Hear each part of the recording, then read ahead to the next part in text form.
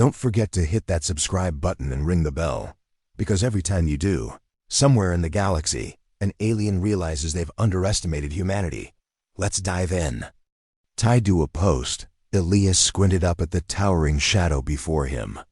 The creature, massive, scaled, and ancient, stood taller than the roofs of his village. It could have crushed him without effort.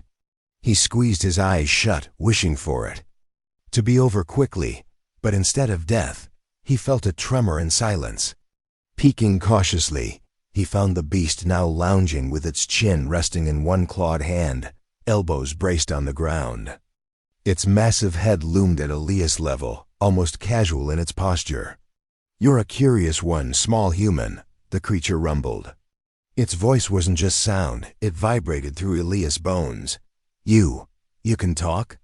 Elias stammered, blinking at the surreal moment. "Obviously," it said with dry sarcasm. "Now, explain. Why are you here? Why are you staked in front of my home?" Elias looked past the creature at the yawning cavern it had crawled from.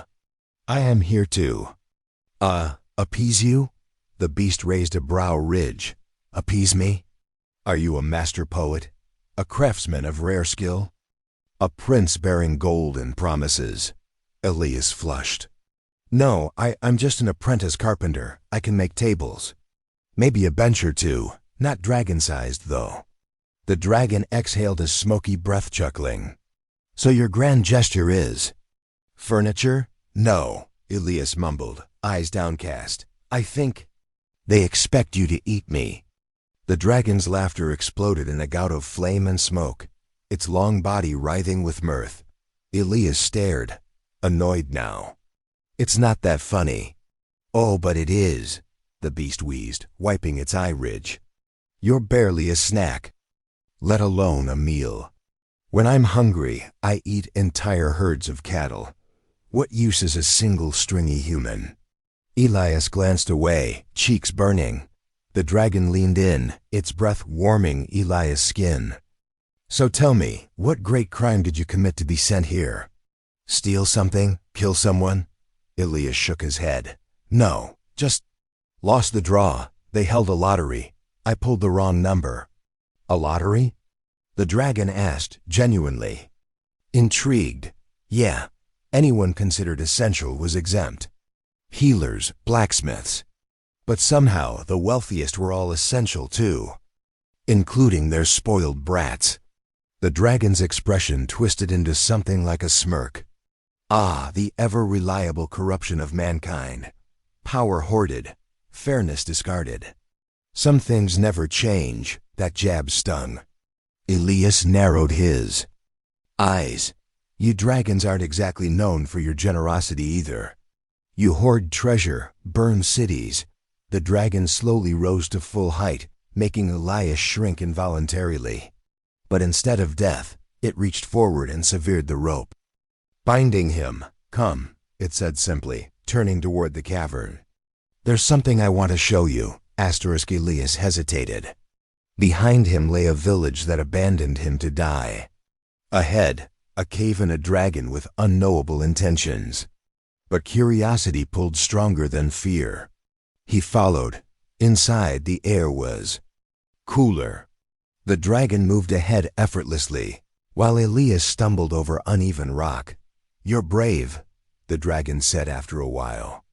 "Not many would enter my lair willingly." "I don't have much choice," Elias replied, squinting into the dark. "Not unless I wanted to wander the wilds and starve." The dragon said, unreadable. "Still courageous or desperate?" "It's something." Elias tripped, barely catching himself. The dragon paused. "Ah yes," it said.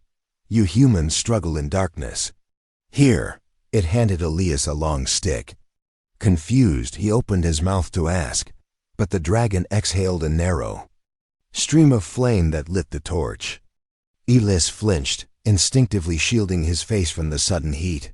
"Oh," he said simply, blinking at the light. They walked in silence for some time. The tunnel opened into a vast cavern, so large that Elias' torch lit only a puddle of its enormity. "Congratulations," the dragon said. You are the first human to step in here by invitation. Elias peered around.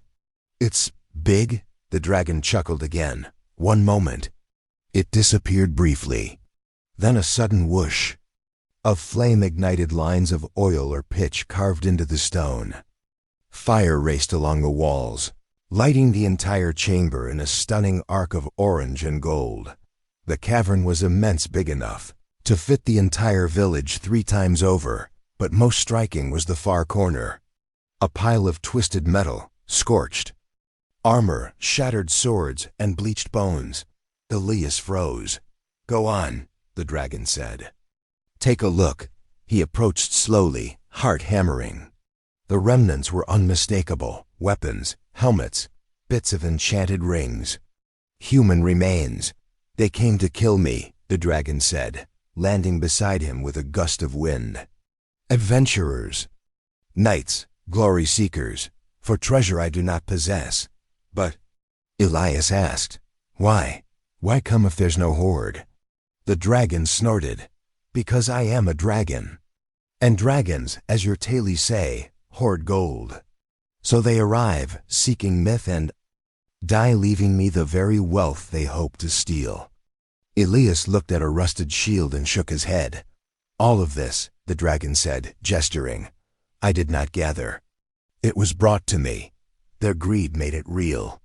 Elias whispered, but if there was no treasure before they came? The dragon raised a scaled brow. Then why did they come? They both stood there in silence, the firelight flickering across armor, metal, and bone. Elias continued to examine the pile. Bits of gold glinted between scorched scabbards and dented helms. What had once been grand was now broken. The bones told stories, 2 of desperate men and women who had believed the legends and died chasing them. He turned to the dragon. You say you didn't gather any of this, but why keep it? Kelthur, the dragon, lowered himself to the stone floor, forearms resting like a lion watching its prey. But there was no menace now, only thoughtfulness. It serves as a lesson, he replied. To me, to others, if they ever listen. Besides, what would I do with gold? I don't trade. I don't build. I have no need for currency. Elias shook his head, trying to make sense of it all. But that's not how humans think. 1 ring from that pile could feed a man for months. A sword, even broken, could buy a home. Kelthur snorted. So value exists because you believe in it? Well, yes, Elias admitted. Gold itself means nothing, but it gets you something. Safety, food, a warm place to sleep. A fragile foundation, Kelthur muttered. You pour worth into trinkets and guard them like life itself. Yet you've given that same life away for a chance at it. Elias nodded slowly. We're not as wise as dragons, I suppose. The dragon tilted his head, regarding him closely. And yet, you speak openly. You don't flatter, you don't plead. You're honest even when afraid. I figure, Elias said with a shrug. If I'm going to die, I might as well speak freely. A puff of smoke curled from Kelthur's nostrils in amusement. What would you do? The dragon asked suddenly. If I let you go? Elias blinked. Go. I suppose I'd try to go back. Though I doubt my village would take me. To them. I'm already dead.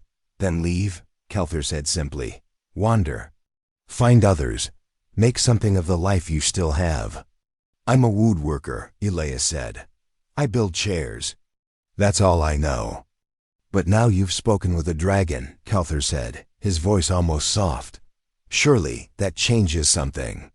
It did. In that moment, Elias felt it. The old world, the small one of narrow streets and tiny dreams, had grown distant. He couldn't unsee what he'd seen. Couldn't unlearn what he'd learned. Even if he returned to his old life, it would never feel the same. He looked at the dragon. And what would you have me do? Kelthur stood and stretched, wings flexing subtly. You said none would care about your stories, but I would. Take what you need from this pile. Travel, Return to me one day. Tell me what you've seen. That is the only payment I ask. You're giving me your treasure? I'm lending you trinkets I do not value, Kelthur said, with a toothy grin. Do not disappoint me, little storyteller. Elias felt a grin tug at the corners of his mouth, too. It's a deal. Years passed. Elias had walked deserts, crossed oceans, sat in palaces, and carved his name into a dozen legends. But in his heart, the mountain had never left him. Now, as an older man with silver in his beard and stories etched into every wrinkle, he climbed again. The peak loomed just as tall, the wind just as cold, but he was not the boy who'd once been tied to a post. The cavern mouth appeared through the mist. He stood at the threshold, heart beating fast. A deep rumble echoed from within. Little human, what are you doing here? Elias smiled. Fulfilling a promise, old friend. From the darkness, a form stirred, still immense, still awe-inspiring. Kelthur emerged, his eyes narrowing to study the man before him. Elias, you've changed. And yet, Elias said, setting down a worn leather pack, you haven't aged a day. Kelthur's snort shook the stones. They sat by the fire pit in the great cavern. Elias spoke of distant cities that rose from the sands, of merchants who traded laughter for secrets, of kings who feared dragons and children who believed in them. He showed carved tokens from faraway islands, a journal inked with a dozen languages. For hours the stories flowed. Eventually, the fire dimmed, and silence settled. Kelthur looked at him. Was it worth it? All of it, Elias said, tears welling, and more. The dragon exhaled gently, like a warm breeze. Then you've repaid your debt. I was never in debt, Elias said. You gave me more than gold. You gave me purpose. The dragon considered that and nodded. So what now? Elias asked. Do I settle here, tell stories until I can't? Kelthur grinned. Only if you let me interrupt with questions. Elias chuckled. That was always the plan. And so, the boy who had once been left to die became a man whose tales outlived kings. Not because he escaped a dragon, but because he walked into the fire and found a reason to keep walking.